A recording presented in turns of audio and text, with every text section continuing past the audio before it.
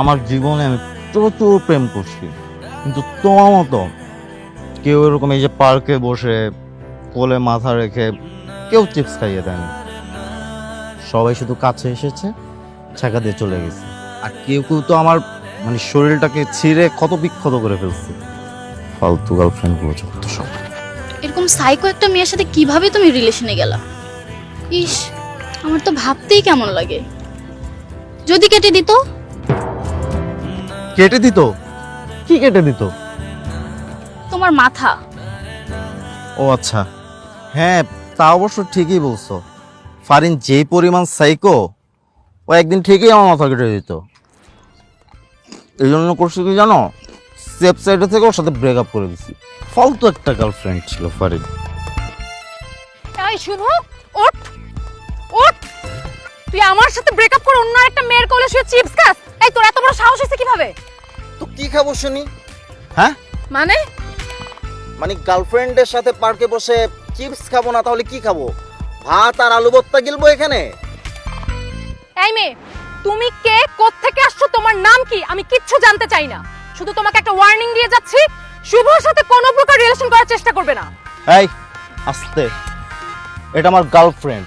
আমার গার্লফ্রেন্ডের সাথে ভদ্র ভাষায় কথা বলবে। এই কিসের ভদ্র ভাষা? হ্যাঁ, তুই ব্রেকআপ নিয়ে আমার সাথে ফাজলামি করিস? আর এই মেয়ে কেমন বেয়াদব যে অন্যের বয়ফ্রেন্ডকে কোলে শুয়ে চিপস গেলাচ্ছে? তাতে কি হয়েছে আপু? আপনার কি চোখে সমস্যা?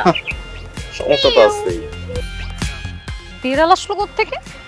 এই খবরদার, আমার গার্লফ্রেন্ডে নিয়ে একদম উল্টাপাল্টা কথা বলবা না। এটা বিড়াল নেই আশেপাশে, আমার গার্লফ্রেন্ড। ওর ভয়েস থেকে এই শব্দ আসছে। ও আচ্ছা, তার মানে বাঘিনীর সাথে প্রেম করা বাদ দিয়ে এখন বিড়ালকে পছন্দ হইছে? বাঘিনী? বাঘিনী নিয়ে আমি কি করব শুনি? বাঘিনী নিয়ে কি আমি সংসার করব, নাকি বনে বনে ঘুরে বেড়াবো?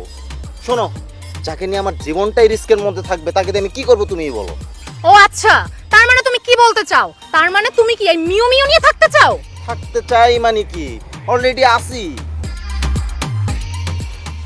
তোদেরকে আমি দেখে নিব তো। প্লিজ এক্ষুনি দেখে নাও না, পরে দেখার কি দরকার? দেখে যান না আপু, আপনার কি চোখে সমস্যা? থাকো, tata. Tata. Mu bye bye. Mu.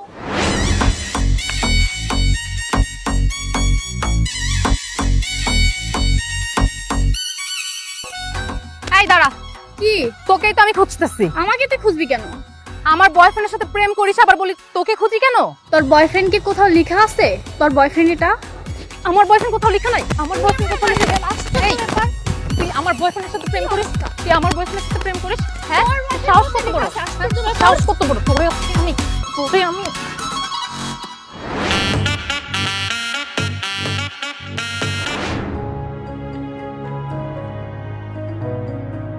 আসলে আপনারা কেন আমার বাড়িতে এসেছেন আমি কিন্তু এখনো বুঝতে পারছি না।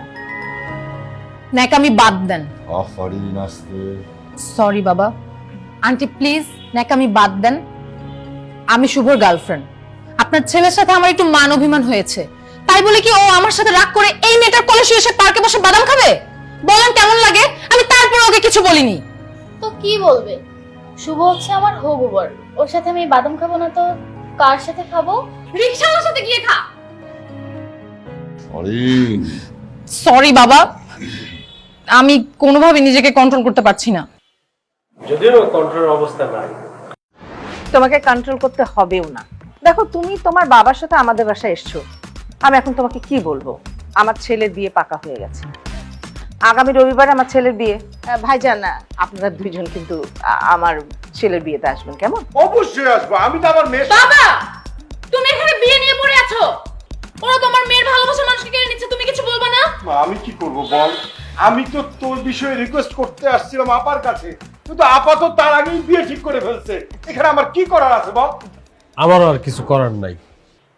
তাই বলে তুমি কিছুই বলবে না? না, আমি কিছু বলতে পারবো না। এই তুমি কেমন বাবা? হ্যাঁ, তোমার মেয়ের ভালোবাসার মানুষকে কেড়ে নিয়ে তুমি আরেকজনের হাতে তুলে দিচ্ছ। ঠিকই তো। আপনি কেমন বাবা? আপনি বলেন তো, আমার ভালোবাসার মানুষের সাথে আপনার মেয়ের ভালোবাসার মানুষের সাথে বিয়ে দিতেছেন। আচ্ছা এখানে আমার দোষটা কোথায়? আমি তো ওদের বিয়ে দিচ্ছি না। কি আপা, দিচ্ছি আমি? না না, তোমার বাবা এর মধ্যে নাই। শোনো মা ফারিন, আমি তোমাকে একটা কথা বলি, কোনো রকম কোনো ঝামেলা করো না। এই যে মেয়েটাকে দেখছো আমার বোনের মেয়ে, ওর নাম চৈতি, ভীষণ লক্ষ্মী আর গুণবতী।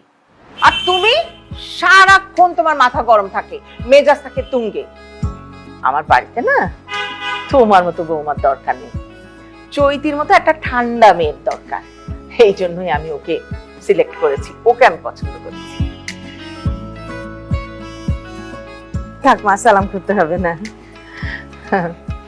মা, হ্যাঁ, আপনার জন্য স্যুপ নিয়ে আসি? না না, সুপ আনতে হবে না, থাক। যা বিষ দিয়ে নিয়ে আয়, যা ভাগ। চল উঠু উঠু উঠু।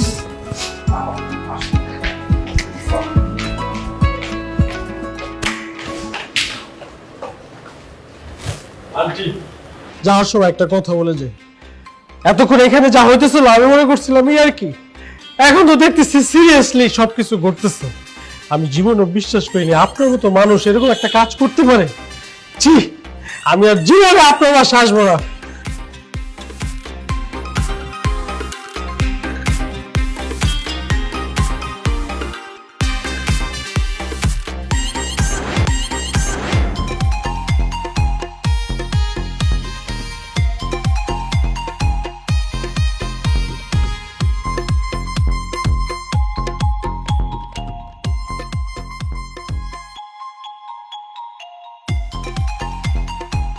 রিক্সাও নাই রাস্তায়। শুভ, শুভ, কি ব্যাপার? তুমি কি সত্যি সত্যি বিয়ে করতেছো নাকি? হ্যাঁ, আমি সত্যি সত্যি বিয়ে করছি। এই যে দেখো, আমার বউয়ের জন্য শপিং করেছি। জানো, আমার হবু বউটা না এত কিউট, ওর জন্য অনেক সুন্দর সুন্দর কস্টিউম কিনেছি। ওই যা লাগবে। শুভ, যা হবার তো হয়েছে, এখন আবার বিয়ে শাদী এসব করার কি দরকার? তোমার দরকার না থাকতে পারে, বাট আমার দরকার আছে বিয়ে করার, তাই বিয়ে করছি। শুভ, আমি তোমার সাহস দেখে অবাক হয়ে যাচ্ছি। তোমার সাহস তো কম না, আমি তোমার গার্লফ্রেন্ড, তুমি আমাকে রেখে অন্য একটা মেয়েকে বিয়ে করবা? এই, তুমি কোথায় পাইছো এই সাহস? হ্যাঁ, সাহস কই থেকে পাই তা তো জানি না, কিন্তু তোমাকে দেখে দেখে বিয়ে করা যাবে না, প্রেম করা যাবে না, তা তো আর কোথাও লেখা নেই, তাই করছি। তুমি কি ভাবো না ভাবো সেটা দেখে আমার কোনো দরকার নেই, বুঝতে পেরেছো? শুনো, তোমার বিয়ে হবে না। কেন?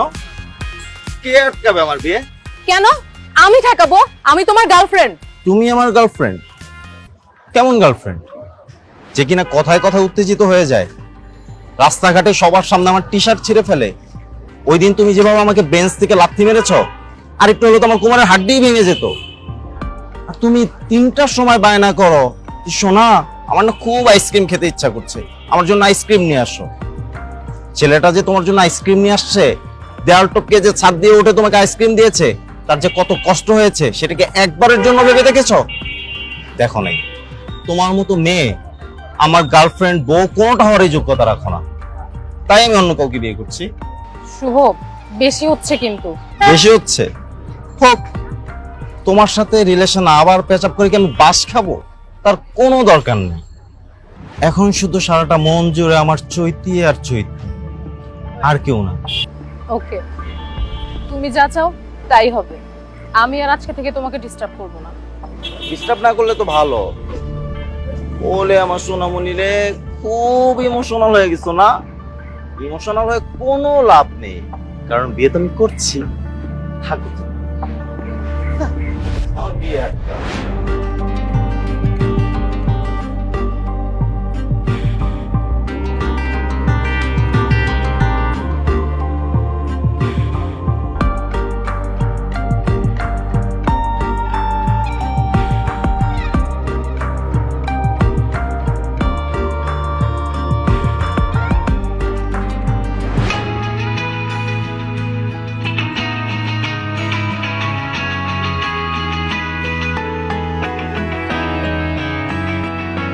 বাবা, আপনার নাম? শুভ। আপনি 2,05,000 টাকা দেন মোহরে, কবুল বলেন। বলেন কবুল।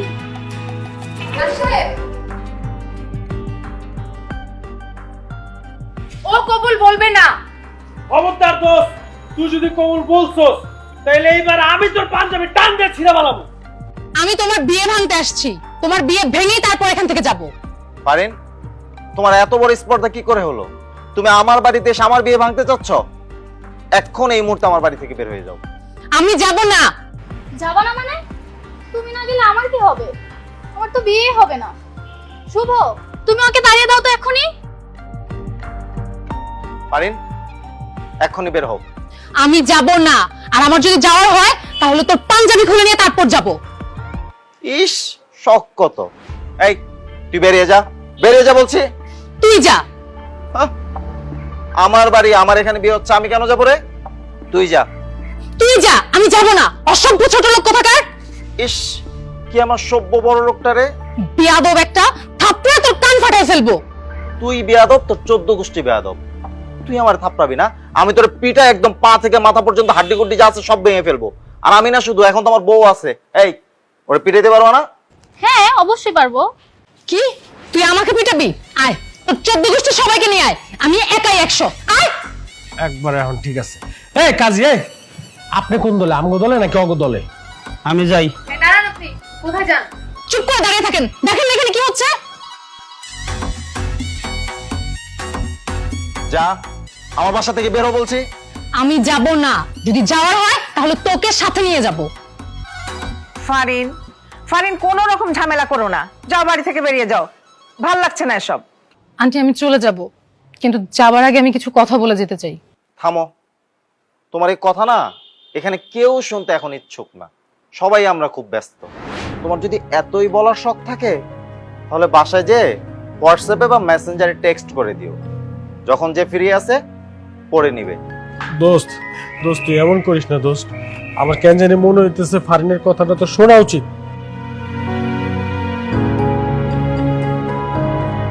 ঠিক আছে, আমি চলে যাচ্ছি। দাঁড়াও ফারিন, কি বলতে চাও বলে যাও। আমি জন্মের পর থেকে কখনো আমার মাকে দেখিনি। আমার মায়ের যত ভালোবাসা সব বাবাই আমাকে দিয়ে বড় করেছে। যখন যা চেয়েছি, যেই সময় চেয়েছি, বাবা আমাকে দিয়েছে। আমি মনে করি আমি যখন যা চাই আমার সেটাই পেতে হবে, এবং বাবা আমাকে সেটার জন্য কখনো মানাও করেনি। আর আমার এই চাওয়া পাওয়াই আমাকে অনেক বেশি রাগান্বিত করে তোলে। এতে কার কি হলো না হলো, কে কি ভাবলো, আমি কখনো চিন্তা করে দেখিনি। সবসময় শুধু নিজেরটাই চিন্তা করেছি।